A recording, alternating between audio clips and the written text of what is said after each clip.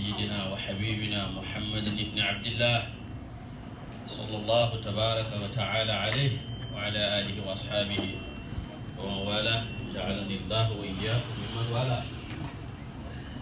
وأنزلنا إليك الذكر لتبين للناس ما نزل إليهم ولعلهم يتفكرون. الحمد لله، ما زلنا معكم في سورة البقرة، وهذه السورة تناولت مما تتناولت أهمية الدعاء. Allah Tabaraka wa Ta'ala mentions in this surah, among the beautiful things He mentioned, the importance of dua. When He mentions fasting, in the middle of the ayat of fasting, Allah Tabaraka wa Ta'ala has put what we call in علم البلاغة جملة الاعتراض. وإذا سألك عبادي عني فإني قريب أجيب دعوة الداعي إذا دعان. أجيب دعوة الداعي إذا دعان. Allah has put this very sentence in the middle of the ayat of fasting. That when my servants ask about me, I am near. You know, in the Quran, you can see that whenever Allah Tabaraka wa Ta'ala puts a question like this, He will say, فَقُلْ وَيَسْأَلُونَكَ عَنِ الْجِبَالِ وَقُلْ عَنِ الرُّوحِ قُلِ الرُّوحُ مِنْ أَمْرِ رَبِّي. But when He speaks about dua, it is as if He was showing us that there is nothing between us and Him subhanahu wa ta'ala. When they ask you about me, when my servants ask about me, He did not say. And in all the places He usually says, say that I say that this. When they ask, say this. But here He didn't say, oh Muhammad. He said, when they ask about me, I am near. There is nothing between me and you. فإني قريب أجيب دعوة الداعي إذا دعان. So dua is very important. And when you make dua, you want to know that you are making dua to the one who creates you and who is the nearest one to you. Because He says that He is closer to us than our jugular vein. بالحبل الوريد. أقرب إليه منكم ولكن لا تبصرون. ولكن لا تبصرون. So we ask Allah Tabaraka wa Ta'ala to make us among those whose dua are accepted. The Prophet Sallallahu Alaihi Wasallam says that dua is the weapon of the believer. Dua is silah al-mu'min. Dua is the weapon of the believer. So the believer can never lose their weapon, because the silah is the dua. He also says that dua is the brain of worship. Dua mukhul ibadah. He even said dua is actually worship. Dua huwa al-ibadah. Allah Tabaraka wa Ta'ala promises in the Quran that whenever we make dua, He will answer. وَقَالَ رَبُّكُمْ ادْعُونِي أَسْتَجِبْ لَكُمْ أُجِيبُ دَعْوَةَ الدَّاعِي إِذَا دَعَانِ فَلْيَسْتَجِيبُوا لِي وَلْيُؤْمِنُوا بِي لَعَلَّهُمْ يَرْشُدُونَ. Many excellences are there for dua. Dua has so many excellences. One of them is because Allah Tabaraka wa Ta'ala has commanded us to make dua. Number two, because whenever we make dua, it is excellent, because whenever we make dua, Allah says He will accept. So when there are, of course, conditions for dua, there is adab of dua, there are things which prevent dua from being accepted. The conditions of dua, among them is al-ikhlas, to have sincerity when making dua, to know for sure and sincerely that there is none who can accept, who can do or prevent from something to happen but Allah wa ta'ala. You have this ikhlas in your heart. And when you make dua, you have this yaqeen, this certainty. Udu'u Allah wa antum muqinuna bil ijabah. Have the certainty of the acceptance of Allah wa ta'ala. And do not be in haste. When you deal with Allah wa ta'ala, you don't want to hasten. Prophet ﷺ says that the dua will be accepted as long as the servant is not in halatul isti'jal. What is to be haste? What is haste? To be haste in dua is to say, I have been making dua, but nothing has happened. Nothing happens. That's haste. Because whenever you make dua, know for sure it has been accepted. Because among the things which makes you not which make you not see the acceptance of dua is that Allah wa ta'ala may have delayed for a better time for you. He may have replaced it with something better for you. He may have protected you from something which would harm if you had this dua accepted the way you want. That's why Ibn Ata'illah secondary used to say, Allah, when He tells you that He accepts your dua, He says according to His time and not according to your time. According to what He wants, not according to what you want. Because He says, Ujibu da'wata da'i idha da'a. And whenever Allah chooses for you, al-khayru fima ikhtara Allah. Good is in that which Allah has chosen for you.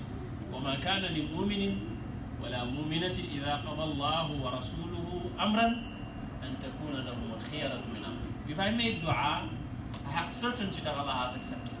Then whatever I see, I know this is what Allah has chosen for me. And good is what Allah wa ta'ala has chosen. And among the things which prevent dua from being accepted is to indulge in haram, to engage in eating haram. Rasulullah sallallahu alaihi wasallam, in a hadith, he said there was a person who traveled, and traveling is one among the things which make dua be accepted.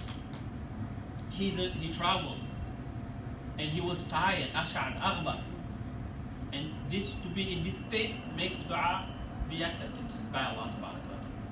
And he raised his hands, and raising one's hand is among the things which make dua be accepted.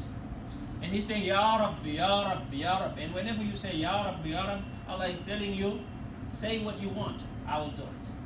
So saying Ya Rabbi, Ya Rabbi is among the things which make dua be accepted. But the Prophet ﷺ said there was a problem, because the garment of this guy was haram, from haram. The food of this guy was from haram. The drink of this guy was from haram.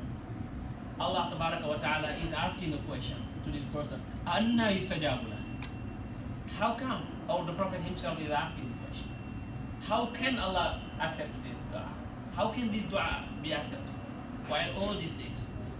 So he has all these things for his dua to be accepted, but because of haram in his malbas, of haram in his mat'am, of haram is in ghada, the dua is not accepted. That's why try to eat from that which is halal, try to drink from that which is permissible, try to cover ourselves with that which is halal, is among the factors of a dua to be accepted. So these are some of the conditions which make dua be accepted. There are some adab also. We make dua, we start with Bismillah ar-Rahman ar-Rahim, praising Allah wa ta'ala, praying upon Rasulullah sallallahu alayhi wa alihi wa sahbihi wa sallam, and inshallah wa ta'ala make the dua. And when we finish the dua, we want to finish the dua with what? We want to finish the dua with, again, Salat ala Nabi. Whenever you have Salat ala Nabi before and after, the dua sure will be accepted. You know, because the best of the tawassulat is the tawassul by Rasulullah or through Rasulullah sallallahu alayhi wa alihi wa sahbihi wa sallam. And this is not hadith. The person came to Rasulullah sallallahu alayhi wa sallam, he was blinded. The Prophet sallallahu alayhi wa sallam told him, go make wudu and make tawassul of me, you know, to make the hadith short. And he has his sight returned to him.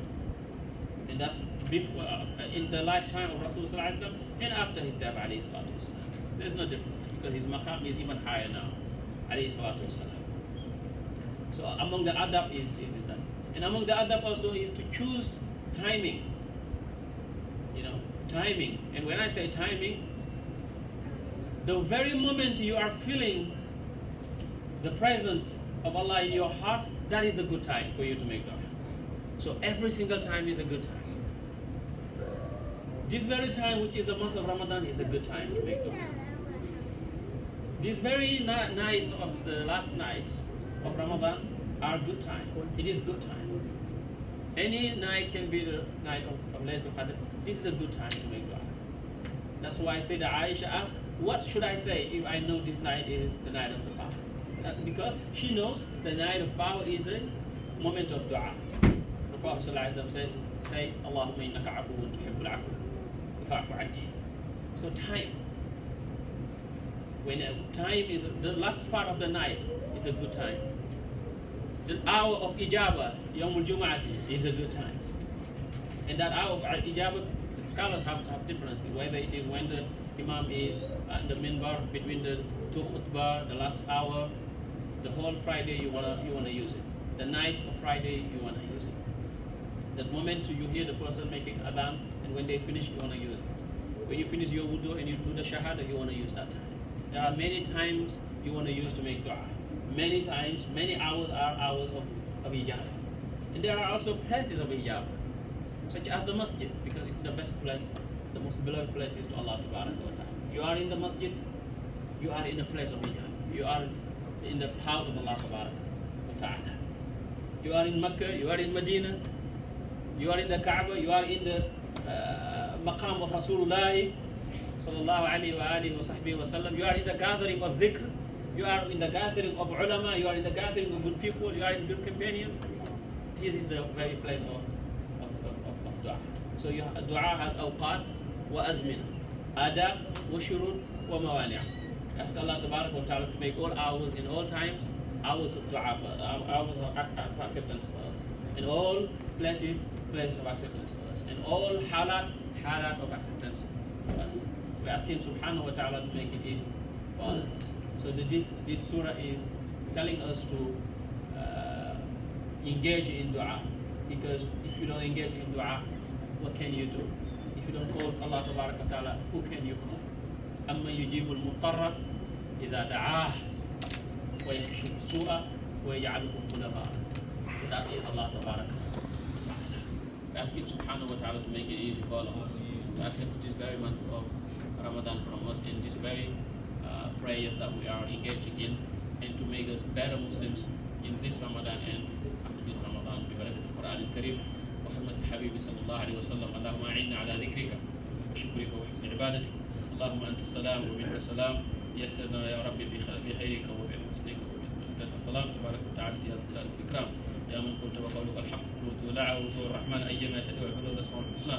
اللهم إنا نسألك بأسمائك الحسنى وصفاتك العلى أن لا تدع لنا بمقامنا هذا ذنبا إلا غفرته، ولا هما إلا فرجته، ولا دينا إلا قضيته، ولا مرضا إلا شفيته، ولا عدوا إلا كفيته، ولا عيبا إلا سترته، ولا ميتا إلا رحمته، ولا فاسدا إلا أصلحته، ولا حاجة من حوائج الدنيا والآخرة إلا قضيتها ويسرتها لنا برحمتك يا أرحم الراحمين. اللهم إنا في حماك وتحت لواك، فاحمنا بحماك وانشر علينا لواك، واصرف عنا بلاءك الخارج من أرضك والنازل من سمائك. اللهم إنا نعوذ بك وبنور قدسك وبركة طهارتك وعظيم جلالك من كل طارق إلا طارق يرزق بخير يا رحمن. اللهم أنت غياثنا وبك نغوث، وأنت عياذنا وبك نعوذ، وأنت ملاذنا وبك نلوذ. يا من ذلت إليه رقاب الجبابرة وخضعت له مقاليد الفراعنة، أجرنا من خزيك وعقابك، واحفظنا بليلنا ونهارنا ونومنا وقرارنا. لا إله إلا أنت، تعظيما لوجهك وتكريما لسبحات عرشك، فاصرف عنا شر عبادك واجعلنا في سرادقات حفظك وعد علينا بخير آمين يا رب العالمين. اللهم إنك عفو تحب العفو فاعف عنا. اللهم لا تحرمنا خيرات ليلة القدر ولا خيرات رمضان، بل اجمع لنا يا رب خير الدنيا وخير الآخرة. يا من سخط البحر لموسى وسخرت النار لإبراهيم وسخرت الجبال والحديد لداود وسخرت الجن لسليمان وسخرت الثقلين لسيدنا محمد، سخر لنا بحر الدنيا وبحر الآخرة وبحر الملك والملكوت، سخر لنا كل شيء يا من بيده ملكوت كل شيء. صلى الله وسلم وبارك على سيدنا محمد الفاتح الخاتم الناصر الهادي وعلى آله حق قدره ومقداره العظيم، صلاة تنجينا بها من جميع الأهوال والآفات، تقضي لنا بها جميع الحاجات، وتطهرنا بها من جميع السيئات، وترفعنا بها عندك أعلى الدرجات، وتبلغنا بها أقصى الغايات من جميع الخيرات في الحياة وبعد الممات. سبحان ربك رب العزة عما يصفون، سلام على المرسلين والحمد لله رب العالمين.